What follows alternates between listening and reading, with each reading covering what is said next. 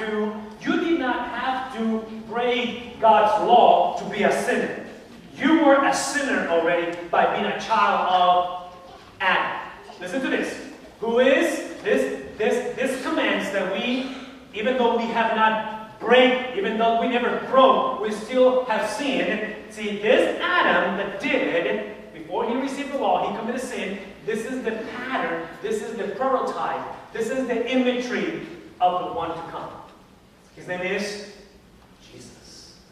I want you to listen to this. Because what the Bible is describing is that yes, Adam sinned, yes, Adam rebelled, his sin has affected all of us, which implies it's not about actions, it's about heart. It's not about what you do, it's about who you are, it's not about how I behave, it's about what my heart actually holds inside. And this whole explanation has to do with the imagery that just in the same way that this decision made by Adam affected everybody, this is a pattern, this is a prototype of what is coming eventually our way.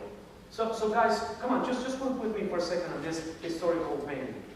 In Genesis chapter 1 and chapter 2, God gives this whole creation story. By chapter 2, God looks into Adam and says this: I need you to have dominion over everything, name the animals. I want you to subdue the earth. I want you to multiply. I want you to reproduce yourself. I want you to be in charge. But obviously, this dominion is based on your ability to submit, right? I said this before. Dominion always comes under submission.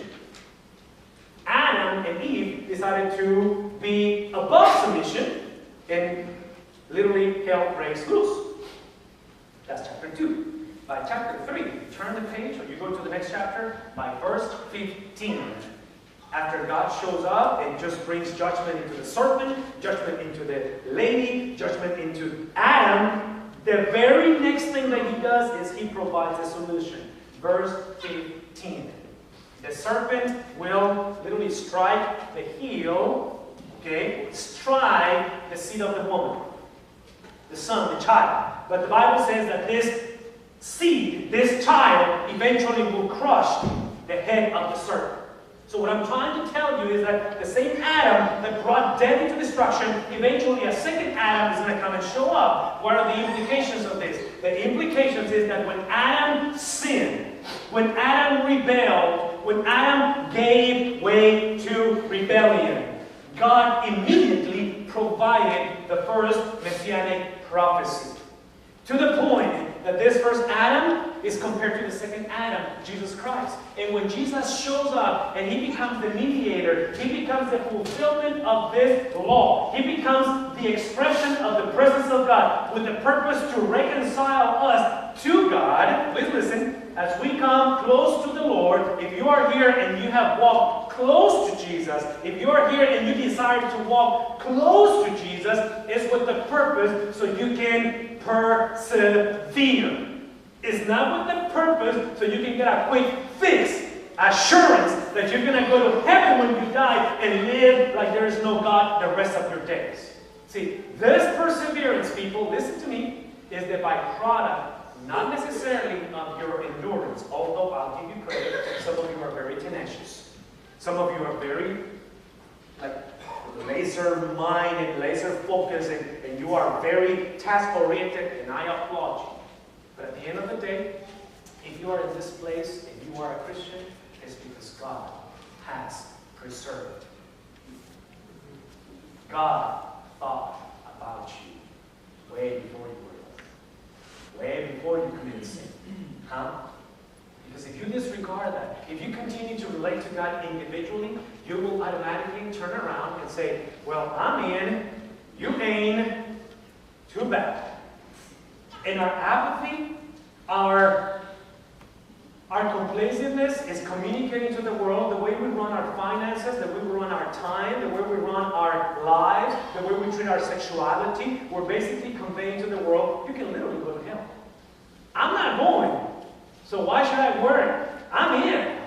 I'm already part of the selected one. See, you got to remind yourself on this. The moment that you embrace the gospel, and Christ conducts this through your perseverance, This perseverance is the byproduct of this preservation. Listen how the Bible describes this in verse 14. It's by the breaking of a command that everybody had done. Even if you had not commanded, you saw a sinner. Now it happened by Adam. And through this Adam, now God has preserved us because the promise of Genesis 3:15 is true, and it happened 2,000 years ago. He has preserved you, so through Jesus Christ you can persevere.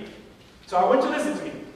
If you are here and you are tempering, if you are tired, if you do not know how to keep on going, more than likely it's not because God hasn't been faithful. More than likely it's not because Christ hasn't been faithful. It's because you have continued to do life individually. And you have to step away from that. You cannot continue that because what I have just explained to you. So this morning, as we come into the last of our verses, I need you to see how this happens. Because if you are here and you reject everything I just gave you, or you're here and you're just confused, and you choose to remain confused so you don't feel accountable, I want you to know what you are rejecting. Listen to verse 18. But the gift, this mercy, this second Adam, this second opportunity is not like the first one. Now you may think that Adam's actions at the beginning, they are bigger and more powerful than when you want to experience today. You may be at the place where the more that you try to trust the Lord, the more that you feel drawn into sin. The Bible says this, for if the many died, not by choice, we didn't choose, but we were affected by Adam. If many died, we were born dead. If we were affected at the core by the trespasses of one single man, how much more did God's grace, God's mercy, and the gift, which is a person, and the gift that came by the very grace of one single man, his name is Jesus Christ, will overflow the man. People who learn to relate to God personally, not individually, are the people who eventually come to the realization of sin. People who embrace the gospel conveniently versus sacrificially, they look at sin as a behavior modification. And ultimately, they strive to simply improve themselves. And they themselves become their own justifiers. If you're here, and this is your second time coming back to church, or maybe you're here and you thought about leaving church and coming back and all this, I need you to stop this nonsense. If I have gone through the experiences you have gone, I will probably think the same way. I probably have left the church the way you left the church. If you're a young person and you are just waiting to get that senior here in high school to say, I'm out, man. I'm just inviting you to stop justifying yourself, because the essence of the gospel is that there's got to be a foreign agent, someone from the outside that creates this transformation. On your own, you can potentially get Dr. Phil to help you at Oprah. On your own, you can potentially dissolve your marriage and go for another one, and hopefully this one looks better because now you're more seasoned and experienced. I need you to hear this.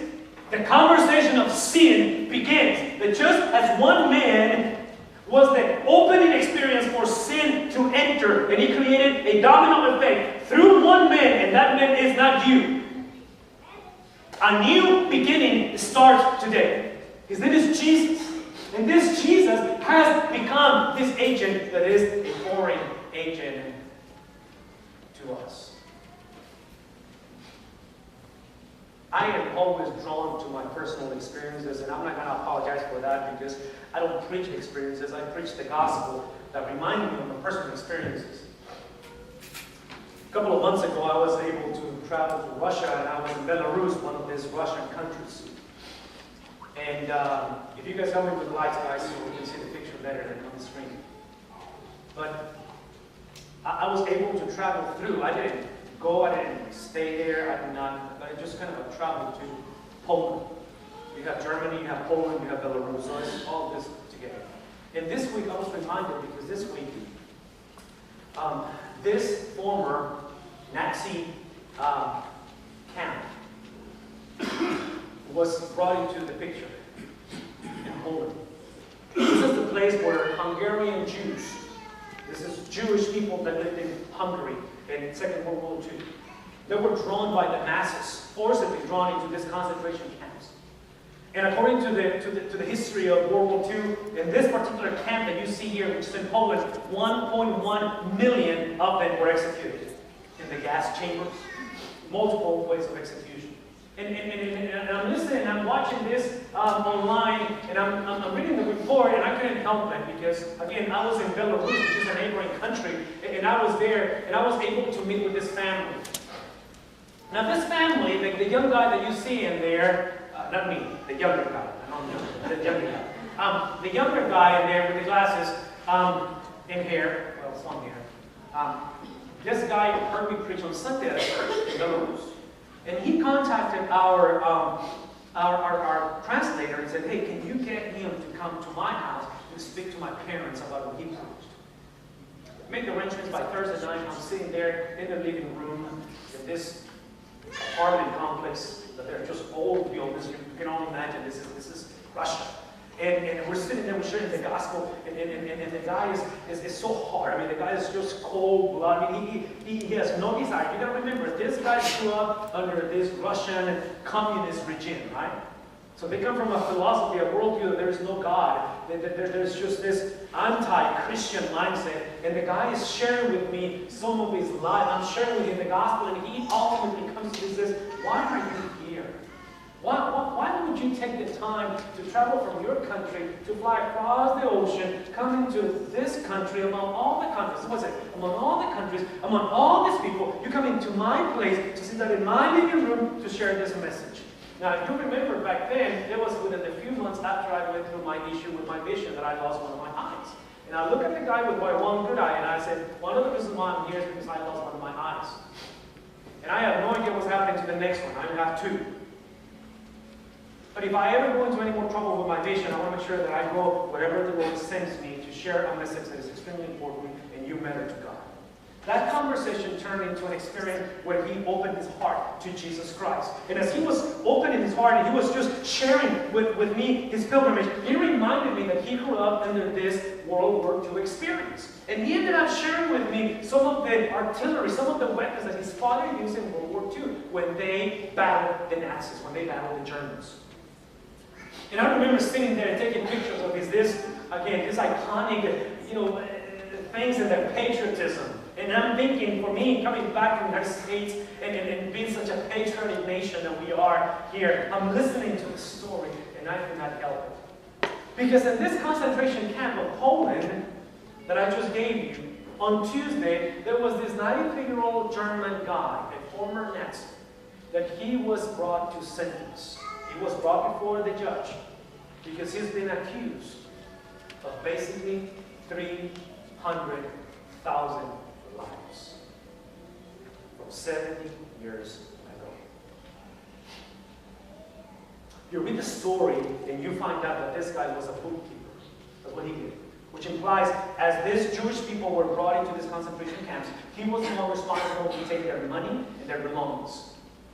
I just couldn't help but think of tax collectors in the times of Jesus. Matthew, remember? These people were despicable.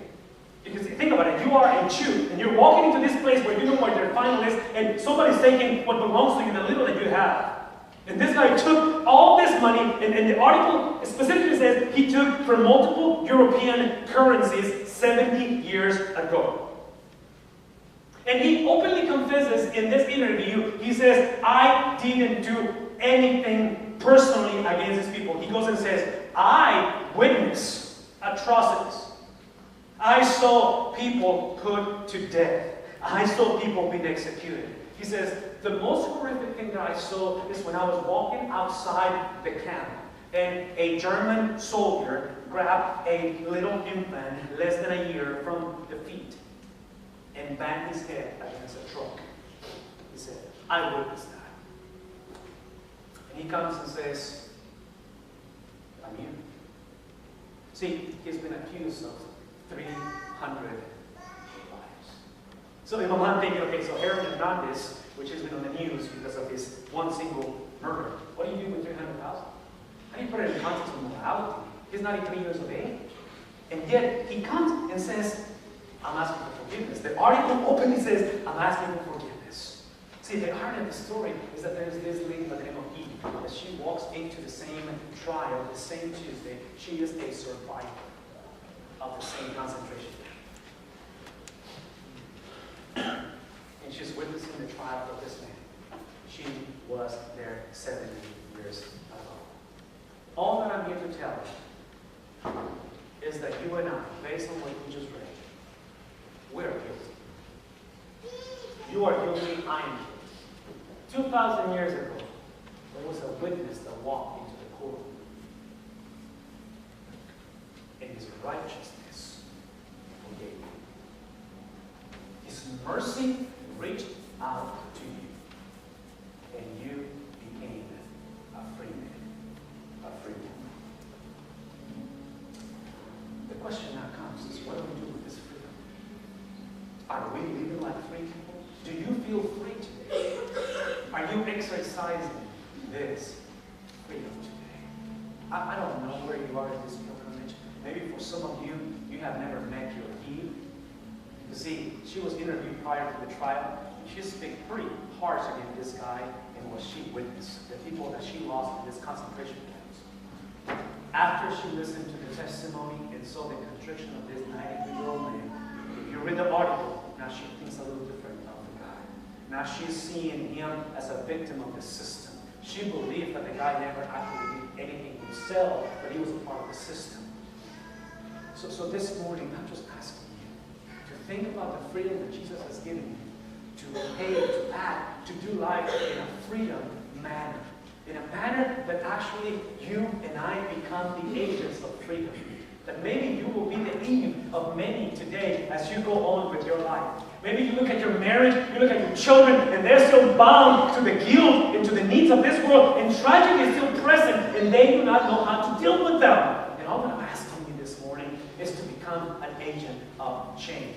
Because here's what I know about the scriptures, and I don't have time to go into this because you guys gotta go, I gotta go, we have to finish our time together. Listen to me for a second, and I'm gonna let you go. Those who have trusted Jesus Christ as Savior.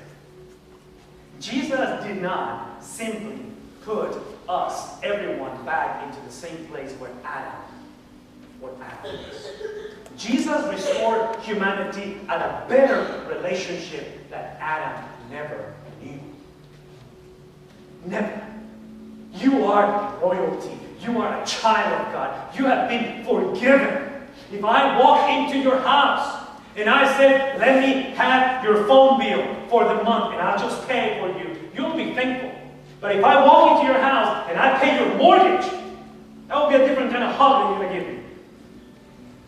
Your gratitude is going to be a little different, right? Because of the length of the forgiveness, the amount of the weight that has been taken away from you and I. 2,000 years ago, He forgave you if you trusted Him today. Some of you have been forgiven and you struggle to do life as a forgiven person. God is calling us today to be agents of